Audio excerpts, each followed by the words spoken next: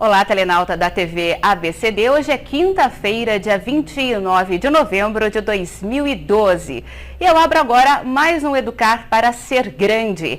Para você que não nos conhece, o Educar para Ser Grande leva até você todo tipo de informação sobre educação. E aí, educação na palavra no sentido mais amplo da palavra. O Educar para Ser Grande precisa da sua participação. Por isso, você pode opinar ao longo de todo o programa. Nós estamos ao vivo por meio da linha ao vivo aqui embaixo da tela. Você coloca seu nome, faz perguntas para os nossos entrevistados.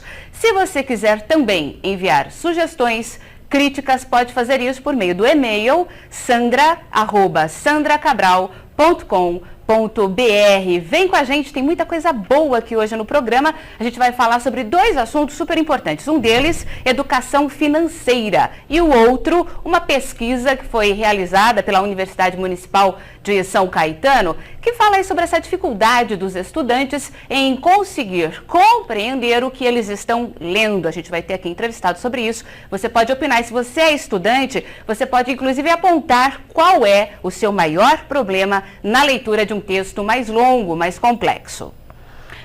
Bom, e o Brasil é um dos países menos atingidos pela crise econômica internacional, mas por causa da oferta fácil de crédito por aqui, muita gente literalmente enfiou o pé na jaca e gastou bem mais do que o salário pode pagar.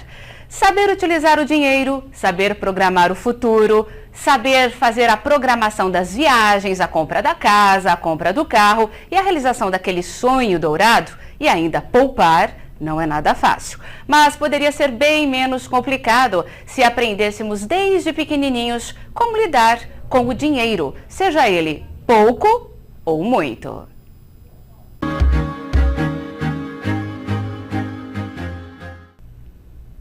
Bom, para falar um pouquinho sobre a importância da economia financeira nas escolas, eu converso agora com o Reinaldo Domingos, ele que é presidente da DSOP Educação Financeira. Olá, Reinaldo Domingos, muito obrigada pela participação aqui no Educar para Ser Grande. Gostaria muito que você contasse para a gente sobre qual é a necessidade da implementação de educação financeira nas escolas do nosso país. Olá, Sandra, tudo bem? Obrigado pelo convite. É um prazer para mim falar em um programa tão importante, Educar para Ser Grande. E ser grande, sem dúvida, é necessário que nós tenhamos algumas saúdes, né? A física, mental, espiritual. Em especial, hoje falaremos sobre a educação financeira, a saúde financeira, Sandra. Todos que estão nos assistindo certamente saberão que as suas vidas têm sim que ser mais prazerosas, tem que ser bacana, tem que ter uma vida sustentável financeiramente. O dinheiro não deve e não recebe desaforo, o dinheiro tem que ser respeitado. E para isso temos que nos educar financeiramente. Hoje, sem dúvida alguma, os reflexos para uma família, quando ela não tem educação financeira, para um país endividado é um país sem reserva, e um país sem reserva é vulnerável. Então, não só o país, mas a sua casa, a sua vida, todos sofrem quando nós temos endividamentos descontrolados, né? Aquele dinheiro que você já não consegue mais pagar, aquela dívida, aquela prestação, eu sempre coloco, quem tem prestação tem dívida, quem tem dívida paga juros, quem paga juros realizará sempre menos sonhos. Por isso é importante a educação financeira desde criança, nas escolas, a importância da criança já com todo o seu glamour, sua força, sua energia, sua emoção, aprender educação financeira. Nós estamos sim com um programa de educação financeira nas escolas, nas empresas e também para as famílias. É fundamental aprender e ter método, ter realmente uma forma simples. Educação financeira efetivamente não é cálculo, não é planilha, não se trata de matemática, são sim ferramentas importantes, mas o mais importante, sem dúvida alguma, é o comportamento. O comportamento do dinheiro que entra e que sai, os hábitos que você adquire. Uma criança já aprende logo a consumir e deveria aprender a poupar. Com isso, nós conseguimos colocar uma metodologia simples para ela. Diagnosticar, sonhar, orçar, poupar. Fazer um diagnóstico, fotografia, para onde está indo o nosso dinheiro. 30 dias, final de ano, agora que tem 13º, começo do ano que já tem PVA, material escolar, é fundamental parar a família, falar sobre sonhos. Então, um diagnóstico financeiro para saber cada centavo para onde está indo. Fazer os sonhos, ou seja, realizar, apontar, colocar no papel sonhos de curto, de médio, de longo prazo, até 1 ano, até 10 anos, acima de 10 anos. Também orçar, onde, como, fazer o quê?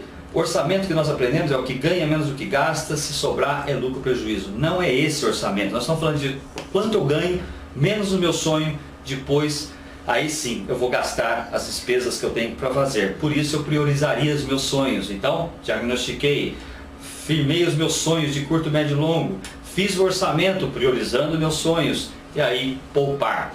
Poupar para que eu possa realizar os meus sonhos. Com isso estarei garantindo, dentro desses pilares, diagnosticar, sonhar, orçar, poupar, a sustentabilidade, o meu padrão de vida. E com isso a minha família estará sustentável financeiramente. Então não vamos perder tempo. Ano de 2013, com vida nova, saúde financeira, saúde física, mental e espiritual. Curtir o final do ano com muita alegria, muito prazer.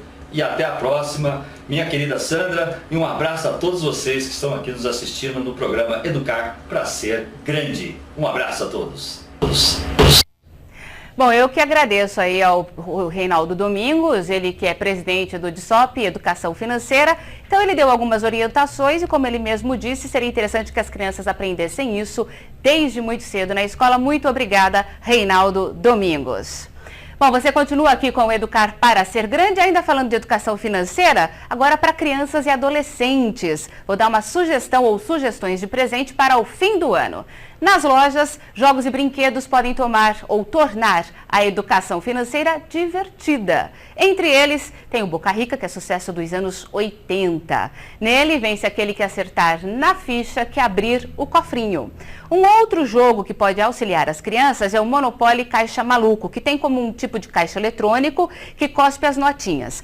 Para as crianças a partir de 5 anos. Sucesso é investir o dinheiro em construções, no caso desse brinquedo. Bom, tem também o jogo da mesada, combine gastos e empréstimos com o valor da sua mesada. Ganha quem chegar ao final com mais dinheiro, ensina a poupar neste caso. E muito conhecido há tempos, tem também o Banco Imobiliário Antigo, também ótimo para esta finalidade de educação financeira, além de divertir não só as crianças, também diverte os adultos. O jogo imobiliário, para quem não conhece, ele compra propriedades, administra os ganhos e ganha aí quem terminar com mais dinheiro e com mais propriedades. Esse é o Educar para Ser Grande. Nós vamos agora para um intervalo comercial. Você pode participar ao vivo conosco. Basta acessar a linha ao vivo aqui abaixo da tela, mandar perguntas e também sugestões. Após o comercial, aqui conosco o professor Arquimedes Pessoni, a gente vai falar sobre compreensão de leitura. Fique aí, até já.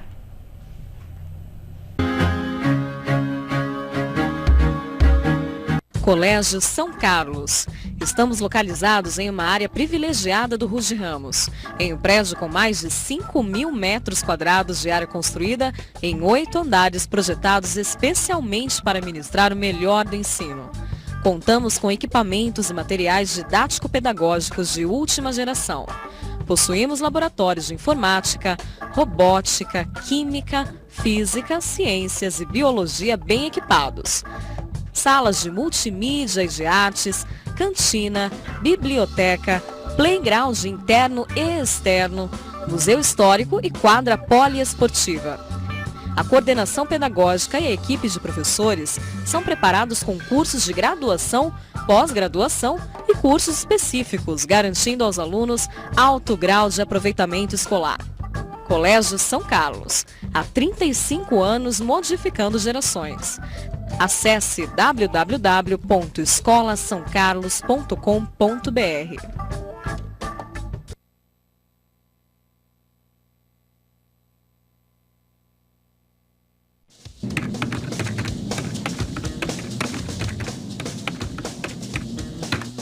Bem-vindo ao Mundo Concept, uma das mais modernas lojas virtuais do Brasil. Oferecemos produtos esportivos e serviços exclusivos aos nossos clientes, com atendimento personalizado. Navegue em nossa loja com a segurança de uma ótima experiência na compra de produtos das principais marcas do mercado. Nike, Adidas, Topper e muito mais. Na Mundo Concept, você compra tudo em até 12 vezes sem juros e recebe em sua casa produtos de alta qualidade. Acesse www.mundoconcept.com.br. Mundo Concept, a escolha número 1 dos atletas profissionais.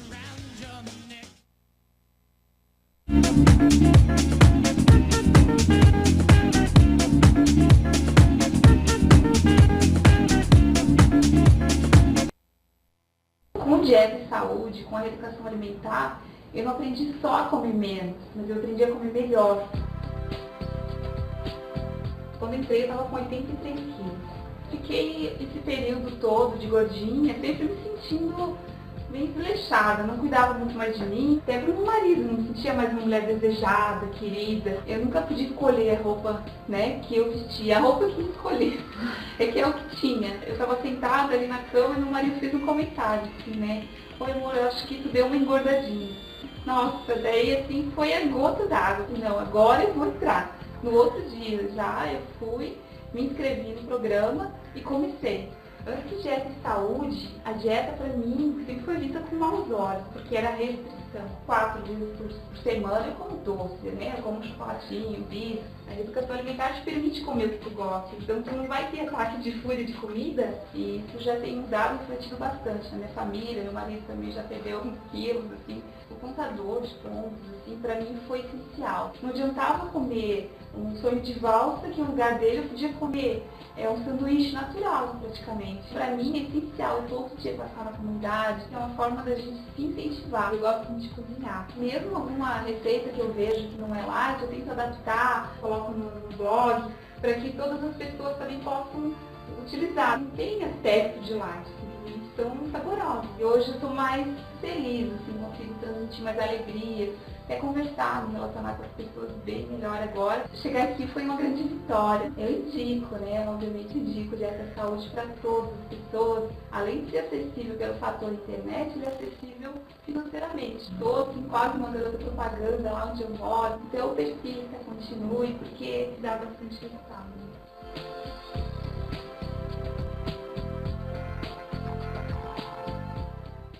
Nas grandes cidades, quase não há tempo de encontrar os amigos com calma e tranquilidade. Mas na encantadora cidade de Guararema, bem pertinho de São Paulo, a 75 quilômetros, o Vale do Sonho oferece excelente e completa infraestrutura em um ambiente calmo para fazer da sua hospedagem verdadeiros momentos de relaxamento e prazer. A cozinha do Hotel Vale do Sonho é uma atração à parte. O Vale do Sonho mantém uma completa infraestrutura de serviços e equipamentos para atender grupos de empresas, igrejas, melhor idade e crianças, para treinamentos e outros eventos. Venha conhecer o Vale do Sonho Hotel e Eventos em Guararema e divida com seus companheiros de trabalho, amigos e familiares inesquecíveis e merecidos momentos de descanso com tranquilidade e raro prazer.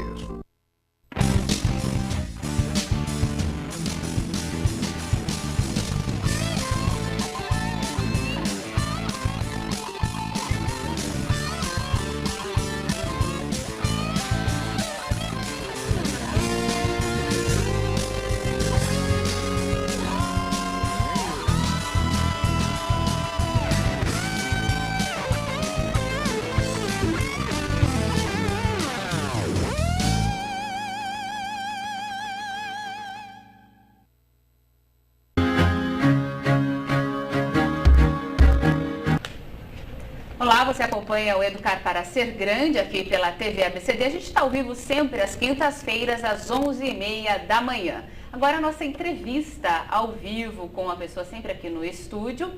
Um levantamento feito junto a aproximadamente 700 alunos do segundo ciclo do ensino fundamental, que é aquele que vai do 6º ao 9º ano de São Caetano, revela que boa parte dos adolescentes não compreende o que lê. Esse estudo foi feito entre 2008 e este ano por 3 docentes da Universidade Municipal de São Caetano, cidade que fica aqui no Grande ABC Paulista. Toda semana, os estudantes que participaram da pesquisa liam o jornal e realizavam testes de interpretação.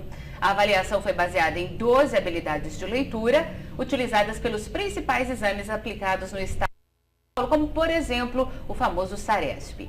Bem, de acordo com o estudo, 30% dos estudantes não conseguem localizar informações explícitas no texto e mais da metade apresentou dificuldade em encontrar dados implícitos na leitura. Para falar conosco um pouquinho mais sobre o tema, aqui ao meu lado, um dos docentes que realizou a pesquisa, o Arquimedes Pessoni, ele que é professor doutor do corpo permanente do programa de mestrado em comunicação, também de graduação da Universidade Municipal de São Caetano do Sul. Arquimedes Pessoni, que é também docente colaborador da disciplina de saúde coletiva da Faculdade de Medicina do ABC. Arquimedes, tudo bem? Obrigada. Obrigado, Sandra. É um prazer estar aqui com você. Prazer é nosso. Essa pesquisa, Arquimedes, ela teve um fundamento? Como que ela surgiu? Vocês já percebiam esse problema do pessoal, dos estudantes, né, de não conseguirem entender o que estavam lendo? Como é que ela surgiu? Então, eu não estava no início da pesquisa, eu sou docente da pós-graduação desde 2010. E quem iniciou o processo foi a professora Mônica Caprino, né, junto com a professora Ana Silvia, e numa parceria com a Secretaria de Educação de São Caetano, foi detectada essa mudança do perfil de técnica de leitura dos alunos do século XXI. Né? Tá. Então, por que não fazer um estudo acompanhando justamente a trajetória de um grupo, né? Então, se escolheu em 2008 alunos da antiga quinta série, da nossa época, enfim, é 6º ano, vai até o 9º ano, e durante esses 4 anos eles foram acompanhados, né? Providenciou-se uma assinatura do jornal, eles recebiam semanalmente, os professores de língua portuguesa, principalmente, eles trabalhavam com os alunos em sala, aí foram feitas 2 oficinas para capacitá-los, né?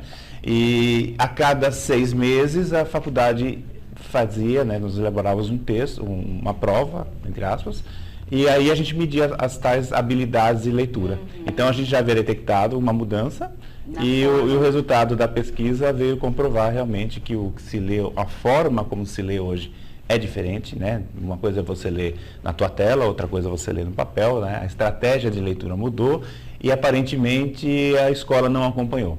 Então, como resultado disso, você tem alunos que leem menos, mais rápido e não conseguem se concentrar muito, inclusive foi tema de programas anteriores aqui, né? Sim, então, esses que estão chegando ao mercado, inclusive esse ano foi o último, né? Encerramos esse ano, são os alunos que estão indo para o ensino médio. Tá. Né? E é uma pena, né? Porque esses estudantes, eles estão indo para uma outra etapa da vida, para o ensino médio, o nosso antigo colegial, né? E depois eles vão para a universidade. Muita gente chega à universidade, infelizmente, sem o hábito da leitura, que é terrível, uma pessoa chega à universidade sem o hábito da leitura, sem entender o que leu e principalmente abreviando. O que eu tenho percebido, Arquimedes, antes da gente continuar a falar da pesquisa, é o pessoal que está muito acostumado com a internet e faz aquelas abreviações que são terríveis, né? KD, ECKB na 1. Na 1. O que é na 1, né? Estamos criando um novo idioma, né? O internetês, que é o que reina hoje. Não tem problema, porque a linguagem ela aumenta, né? Enfim, o problema é quando você transfere isso que você faz no teu Facebook para a prova, né? Aí é complicado, o aluno chega a ver se também na 1. Não, e tem um outro... Não entendi nada, né? Não, você até entende, falou, só que aqui não é o campo de trabalho, você também não, né? Eles às vezes não têm a tecla SAP para desligar. Ou o botãozinho. E uma coisa que a gente percebe também, essa semana a gente aplicou, você vê que não é uma coisa que pega só alunos nessa faixa etária que a gente acabou, né? A gente já tem gente um pouco mais experiente, né? A gente aplicou uma prova escrita, né? Que é o normal, para alunos que a gente recebeu agora para entrar no mestrado. E eles reclamaram que eles não escrevem mais. Olha, professor, meu dedo está com calo. Por quê? Só se digita, né? E aí, Inclusive a habilidade de escrita está sendo totalmente impactada pelas novas mídias, né? Mas aí dá para escrever no computador, no laptop, né? Sim, mas uma prova escrita é um documento, né? Não dá para você digitar e imprimir, o professor está aqui, né? Então... É bem complicado isso. Porque... E aí ele não tem o Word que o salva, né? VC vai aparecer VC. Vai aparecer VC, não tem essa, né? Agora, bom, aí vocês fizeram essa pesquisa, fizeram essa verificação. Ela já está sendo usada, inclusive, para um projeto que a gente vai falar daqui a pouquinho, que é o de leitura de jornal na sala de aula, que é bem bacana e, aliás, é uma ótima dica para os professores de outras universidades, mesmo professores de colegial, de nível colegial. Mas antes eu queria perguntar uma coisa. A gente viu recentemente que, essa semana, né, semana passada, que a redação não vai valer nota no Enem. Então as pessoas elas já não vão ser estimuladas a redigir, porque não vai valer nota no Enem. Ou seja, vai valer o X, você mesmo postou isso, achei sensacional, vai valer o X. Isso também desestimula mais ainda, né? A gente já tem um pessoal que não consegue ler texto longo no papel, porque está acostumado com a internet. Sim. E a gente já tem um pessoal que escreve cadê você na 1, porque está acostumado com a internet. Não é ruim, isso no Messenger serve, isso no e-mail serve, mas não dá para uma prova escrita e não dá para você fazer isso no seu dia a dia quando você está trabalhando, por exemplo. Qual é o impacto que isso pode ter? Eu achei essa notícia terrível, né? Uma redação não valer mais num exame como o Enem. E a nota dele, vai ter a redação, mas não tem a nota, enfim. Então, assim, o impacto é absurdo, né? Na verdade, eu tinha colocado esse post no Facebook, né, dizendo que a vaca já estava indo para o brejo antes, quando saiu o resultado na Folha de São Paulo essa semana, saiu o resultado que o Brasil pegou o penúltimo lugar do ranking de educação, né, diante daqueles países que... Ou seja, o que está se formando já é ruim. Aí quando você deixa de exigir o mínimo, que é uma redação onde a pessoa vai fazer o A com CRA, né? Escrever, ter uma noção, né, de começo, meio e fim de pensamento. Sim. Não precisa mais. Daqui a pouco você vai fazer o quê? Olha, para entrar no vestibular é só fazer um script, né? Um Twitter, 140 caracteres. Então, isso impacta totalmente, porque o nível de leitura está caindo, né? Outro dia eu passei uma palestra, inclusive vai ser uma pessoa, posso falar? Aqui? Pode. Um próximo convidado aqui da UP, Luiz de Piazza, professor para os alunos, e ele, inclusive, fala da importância do hábito de leitura e tudo mais, né? E aí, um excelente crítico. Vocês não percam que... O Luiz de Piazza, ele é ácido, ele é ótimo. Total, né? Ele tem um humor assim muito inteligente. E os alunos curtem muito essa palestra, porque eu passo dentro de uma disciplina que eu dou para eles, né? E no final da aula veio uma menina, assim, né? Falou assim, professor, esse cara, eu não posso reproduzir exatamente o que ela falou, mas esse cara é muito bom. Eu falei, sabe que eu nunca li um livro e agora eu fiquei interessado em ler? Como assim? Volta aí. Ela está aluno de primeiro ano, aluno de primeiro ano. Aí eu falei assim, aí eu pergunto, mas como que você conseguiu responder as perguntas do vestibular, sendo que caíram, né? Professor, mas eu ia no resumo, ou então eu via no YouTube trechinhos do filme, que muitos já viraram peça de teatro. Você tem colégios da região, não posso nominar também, que levam alunos para assistir a peça, por exemplo, O Cortiço. Tá. Aí o aluno assiste e não precisa ler o livro. Então, sim, claro, você chegou no livro, já virou a peça. Então, quer dizer, cada vez menos o hábito de leitura, e quando você lê mal, você fala mal, você escreve mal, se expressa mal, e aí realmente vai acabar por brejo. Quando você deixa de exigir o mínimo, que é uma redação, semana passada eu comentei com você, eu participei na avaliação do concurso de redação do Diário do GNBC, né? Então, foi feito em toda a região do ABCD, MR, lá. E eu peguei as últimas provas, que já estavam triadas. Você né? já pegou a prova? Eu peguei as 123 top, né? Para ler mais os professores. E aí a gente verifica que alguns hábitos são por exemplo, redação que começa com... Nos dias de hoje, atualmente, você sabe que a partir daí vem coisa que não é legal, né? E confundir mais com mais.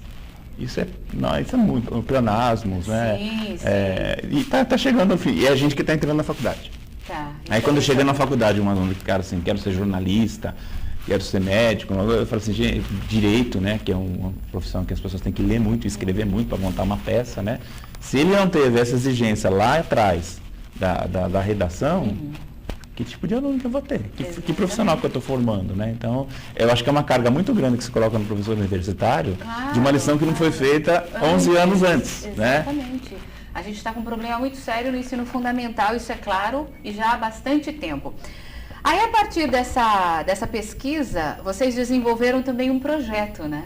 Que é leitura de jornais... jornal em sala de aula. Em sala de aula. Então... Agora, como é que é isso? Vocês levavam os jornais, os alunos liam? Não, na verdade a gente não levava, né? Foram feitas em 6 escolas de São Caetano, né? Envolvendo professores, Secretaria de Educação, coordenação e tudo mais. Foi providenciada uma assinatura do jornal para essas salas. Aí o professor de língua portuguesa, devidamente capacitado lá na universidade, nós trouxemos pessoas da academia para falar sobre a importância da leitura. Então eles, dentro das tarefas, encaixavam o uso do jornal. E aí ficava meio aberto. Por exemplo, a gente tem uma escola ali próximo da Serra das Lágrimas, em que os alunos eles tinham como obrigação no sentido vale nota. Cada semana um grupo da sala tinha que montar um mural de notícias retirado do jornal, que eles achavam mais interessantes. Então eles eram obrigados a ler o jornal e transformar num mural, num veículo de comunicação. Outros trabalhavam texto, comparando o texto do jornal com o texto do livro didático que eles usavam. Então os professores ficavam meio assim, com essa liberdade. De qualquer forma, eles trabalhavam semanalmente. E isso durante 3 anos e meio, né? Porque no último ano a gente teve um problema com a assinatura, o jornal Diário da UNBC, agradeço aqui, fez a doação da assinatura durante 6 meses, e aí no último semestre, né, que foi agora no final do ano passado, a gente aplicou uma pesquisa para ver o que eles acharam da pesquisa. Entendi. E aí foram outros resultados bem interessantes, do tipo, a gente não gosta de ler jornal porque o texto é muito longo. Aí fico eu pensando, se o texto do jornal é longo, do livro seria o quê? Ele não lê livros, né? Essa pessoa não lê livros. Isso, né? Então a partir daí, o resultado desse trabalho foi muito legal, né? Nós passamos uma cópia para toda a rede pública, né? Para a faculdade, foi apresentado num congresso em Portugal, num congresso na Espanha, nós já apresentamos na Intercom. Então a ideia é popularizar esse sinal de alerta, né? Para os professores trabalharem as novas estratégias de leitura. É uma coisa simples, é levar as crianças para a biblioteca da escola, desde o início. Eu tinha um professor na 5ª série, antes era 5ª série, não era? Quando a gente já tinha uma aula com cada professor, era a partir da 5ª série. Sala ambiente. Aí a gente ia para a biblioteca toda sexta-feira, a gente tinha aula dupla de português, e na aula dupla de português ele levava todos os alunos para a biblioteca, eu lia a obra inteira de Machado de Assis. E ele falava pra gente que a gente ia precisar dos autores brasileiros para o vestibular e que era escola pública. Então, eu acabei lendo toda a obra de Machado de Assis. Isso, assim, às sextas-feiras, 2 aulas gêmeas e ficava todo mundo quietinho. E aí, o que ele fazia? Também fazia redação. Pedia pra gente fazer redação. Aí, as melhores eram lidas em classe. Então, todo mundo se estimulava para fazer. Então, assim, eu acho que isso é simples e dá para todos os professores fazerem isso. Dá, porque... Por que não? Se bem que tem escola que não tem biblioteca. Não, mas a maioria das bibliotecas, nós estamos falando, por exemplo, São Caetano do Sul é uma cidade, assim, inclusive os alunos, 90% dos alunos têm internet em casa. Nós estamos falando de uma realidade que talvez não seja de todo São Paulo, o país. Mas, enfim, são privilegiados. De qualquer forma, que seja bem aproveitado, né? Então, o fato de levar na biblioteca, legal, trabalhar com texto escrito, legal, mas não esquecer de mostrar aos alunos que a estratégia da leitura, o modo como se lê um texto de livro, é diferente de se ler na internet, né? Na internet a gente fala, a gente zapeia, né? Você tem um esquema de bater o olho, pegar as ideias principais, o splash que está piscando mais, o amarelinho, tanto que muitos jornais, e acho que a maioria, você pode até fazer uma pesquisa, o Metro, que é distribuído gratuitamente para a gente no semáforo, a própria diagramação do jornal hoje imita uma tela de computador. Você tem textos menores, mais coloridos, em que a pessoa bate e esse. Pronto. E aí dá a falsa ideia, que é um problema, de, puxa, eu li hoje, né, infelizmente, lamentando aqui a morte do João Mirbetti, né, uma perda, assim, lamentável. Então o cara vai ler lá no jornalzinho Metro, um splashzinho, um box azul, faleceu o João Mirbetti em um parágrafo, porque não tem espaço, ele acha que ele está informado. Ele não sabe tudo o que aconteceu, não tem detalhes, né? Não tem, e não se aprofunda, então você fica assim... Procura em outro meio, né? Você fica o que a gente fala, que é um mar de conhecimento com um palmo de profundidade, né? O ideal é você aprofundar alguma coisa, né? Se você ficar só na internet, só na chamada dos portais, né? E cada um vai destacar uma coisa, geralmente... Como você disse, a profundidade é muito pequena em portal. Tem que ler, gente, não tem jeito. E eu lamento até essa decisão do Enem, profundamente. E acho que a gente devia ter uma revolução na educação.